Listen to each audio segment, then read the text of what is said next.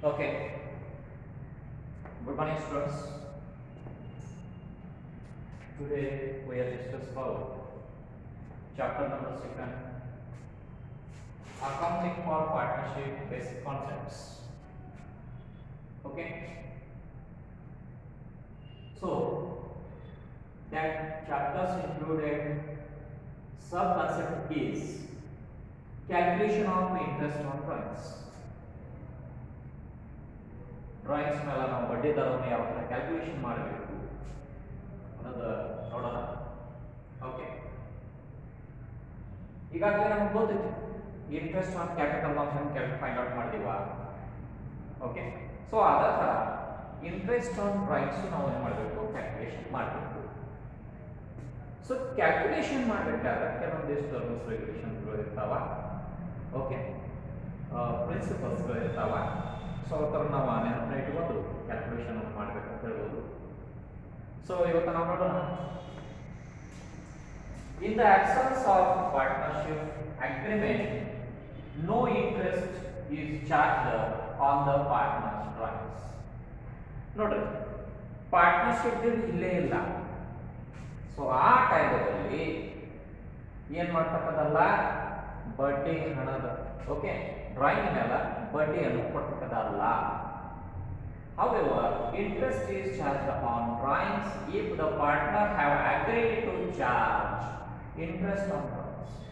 ಅಲ್ಲಿ ವಿಶೇಷವಾಗಿ ಅಗ್ರಿಮೆಂಟ್ ಮಾಡಿರೋದ್ರ ಆ ಅಗ್ರಿಮೆಂಟದಲ್ಲಿ ಏನಕ್ಕೆ ಉಲ್ಲೇಖವಾಗಿರ್ತೈತಿ, ಏನು ಉಲ್ಲೇಖವಾಗಿರ್ತೈತಿ, rate of interest on drawings ಅದು ಉಲ್ಲೇಖವಾಗಿರ್ತದೆ.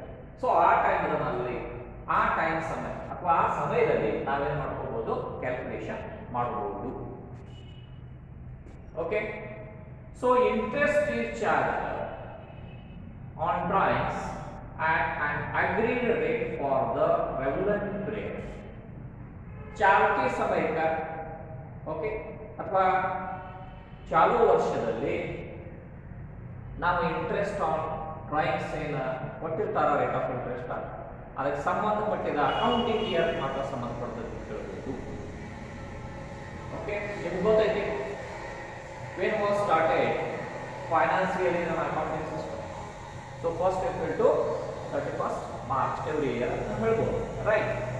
ಸೊ ನೋಡೋಣ, ಇದರಲ್ಲಿ there are two types ಅಂತ ಹೇಳ್ಬೋದು, types of interest.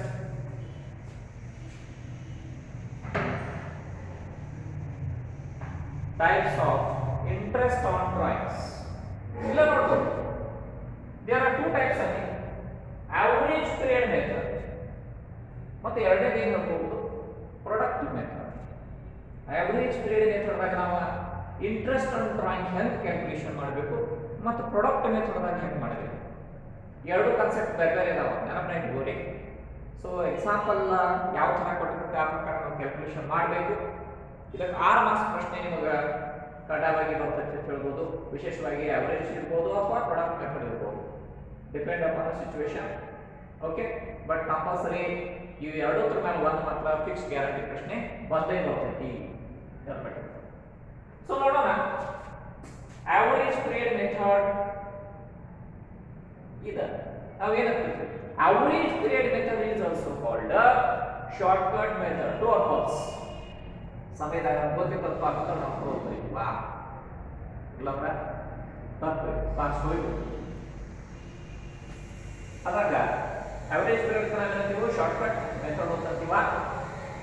ನೋಡೋಣ, when fixed amounts are withdrawn every month at equal time interval.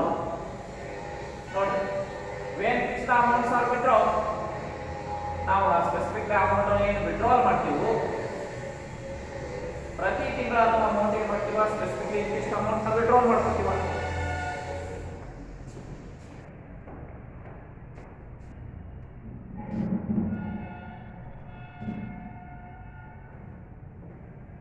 Okay,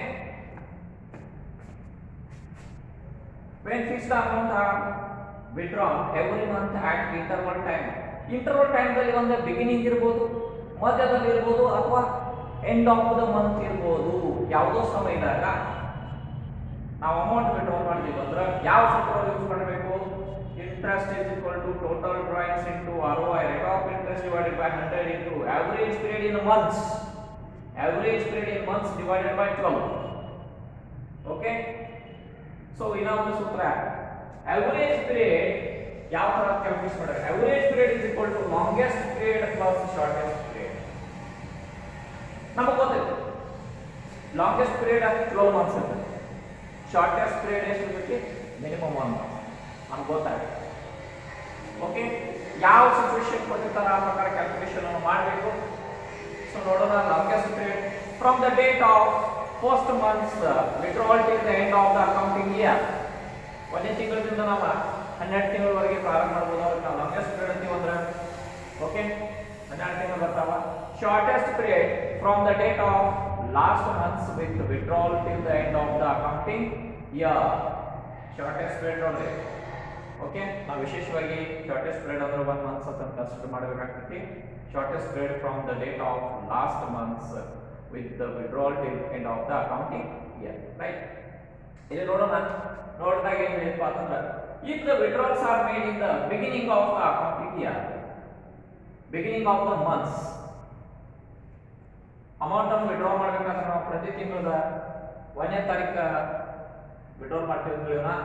so ಆ ಸಮಯದಲ್ಲಿ ನಾವು beginning of the beginning period ಏನು ತಗೋಬೇಕಪ್ಪ ಅಂತಂದ್ರೆ 6/1/2 6:1/2 ಮಂತ್ಸ್ ಅಂತ ತಗೋಬೇಕು. 6 ತಿಂಗಳ ತಗೋಬೇಕು. 6 ತಿಂಗಳು ಹೆಂಗೆ ತಗೋಬೇಕು ಅನ್ನೋದು ನಿಮಗೆ ಗೊತ್ತೈತಿ. ಲಾಂಗೆಸ್ಟ್ ಪೀರಿಯಡ್ ಎಷ್ಟೈತಿ, 12 ಐತಿ. ಶಾರ್ಟೆಸ್ಟ್ ಪೀರಿಯಡ್ ಎಷ್ಟೈತಿ, 1 ಐತಿ. ಅಂದ್ರೆ 13/2 ಆಯ್ತು ಡಿವೈಡೆಡ್ ಬೈ 13/2 ಅಂದ್ರೆ ಎಷ್ಟು ಬರುತ್ತೆ, 6 ಬರುತ್ತೆ. Correct. If the withdrawals are made in the middle of the months, middle of the months ನೀವು ತೆಗೆಯಕತ್ತಿದ್ರೆ ಅಂದ್ರೆ 6 ತಿಂಗಳು ಆಗ್ತೈತಿ.